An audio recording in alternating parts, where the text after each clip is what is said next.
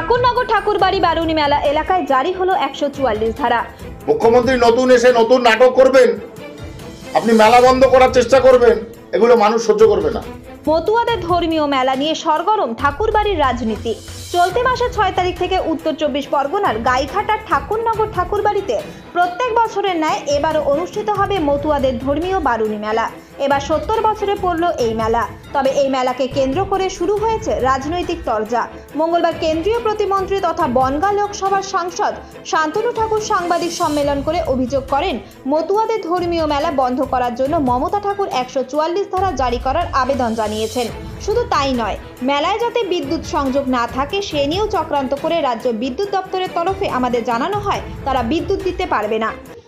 144 ধারা, case number 379, case number 379 2024-এ, ঠিক আছে, এই 144 CRPC, এই যে কেসটা উনি করতে গেছেন বনগাঁ থানাতে, যাকে দিয়েই করিয়েছেন, কেন এইভাবে একটা এসসি সমাজকে, তাদের গ্রোথকে, তাদের আধ্যাত্মিক গ্রোথকে কেন এইভাবে রাজ্যের মুখ্যমন্ত্রী অবহেলা করে সেটাকে বন্ধ করার চেষ্টা করছেন, এর কৈফিয়ত রাজ্যের মুখ্যমন্ত্রী দেবেন।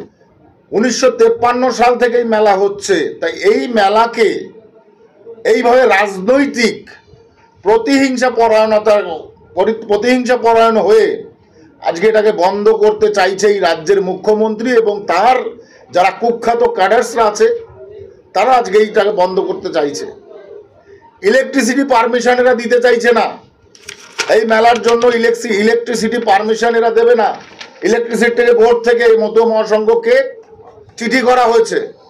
শান্তনু এও বলেন, যতই 144 ধারা জারি হোক না কেন, মেলা হবেই আর ভক্তদের সমাগম হবে। এই প্রথমবার কোনো রাজ্যের রাজনৈতিক দল এইভাবে ডাইরেক্টলি হস্তক্ষেপ করেছে এটা যাতে বন্ধ হয়, তার জন্য কোর্টে 144 ধারা জারি করে মেলাকে বন্ধ করার চেষ্টা। আমার মনে হয় না কোনো প্রভাব মেলায় ফেলতে পারবে। এখানে লাখ লাখ মতুয়া ভক্তরা আসবে, কিন্তু আমার সেটা বড় কথা নয়। বড় কথা হচ্ছে একটা জেনে শুনে একটা কমিউনিটির সিম্প্যাথি, আধ্যাত্মিক চেতনাকে এইভাবে আঘাত করা, আমি মনে করি এটা একটা পরিকল্পিত ষড়যন্ত্র। আর যে ষড়যন্ত্রের মাধ্যমে এই সমাজটাকে শেষ করতে চাইছে, এই ধামটাকে শেষ করতে চাইছে এই রাজ্যের মুখ্যমন্ত্রী। পাল্টা তৃণমূলের রাজ্যসভার সাংসদ মমতা বালা ঠাকুর বলেন, মেলাতে দুষ্কৃতিমূলক কার্যকলাপ রুখতে 144 ধারা জারি করা হবে। এতে মতুয়া মেলাতে আসা ভক্তদের কোনো অসুবিধা হবে না। তিনি আরও বলেন, মেলাতে একটি লাইসেন্স থাকবে, সেখানে দুটি লাইসেন্স কি করে? লাইসেন্স দেখে মেলার দোকানের বিল কাটতে বলেছেন তিনি।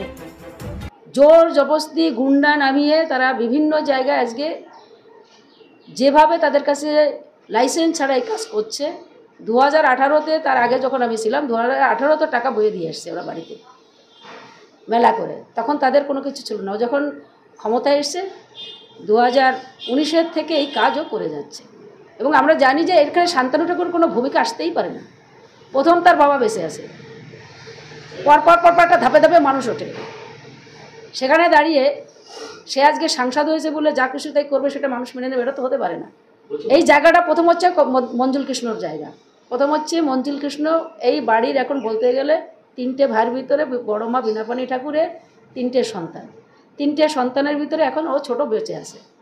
তাহলে বাবা বেঁচে থাকতে কি করে তার দাদা আছে, সেখানে সুব্রতা ঠাকুর এখনও আছে, তারপরে ও কি করে সংঘাধিপতি হয়, ও কিরে ওয়ালিনে হলে এটা গাছ জোরে যা খুশি তাও করে যাচ্ছে। 144 আমরা করেছি, যেটা পারমিশন আমরা আজকের থেকে নয়, বহুকাল 15 তার আগের থেকেও আমরা পারমিশন পাচ্ছি। এর আগে কপিলকৃষ্ণ ঠাকুর মতো মহাসংঘ থেকে সংঘাধিপতি হিসেবে সেই হিসেবে লাইসেন্স হতো। পরবর্তীকালে যে লাইসেন্সের যে পাচ্ছি আমরা, কিন্তু সেখানে কোনোভাবেই আমাদের মেলার ভিতরে বিভিন্ন সময় বিভিন্নভাবে অত্যাচার করেই যাচ্ছে। তার জন্য আমরা লাইসেন্স পাওয়ার পরও আমরা বলছি যে এটাকে 144 যাতে কোনো মেলা পিসফুল হতে পারে, কোনো গুন্ডা যেন আজকে মেলার ভিতরে না নামে।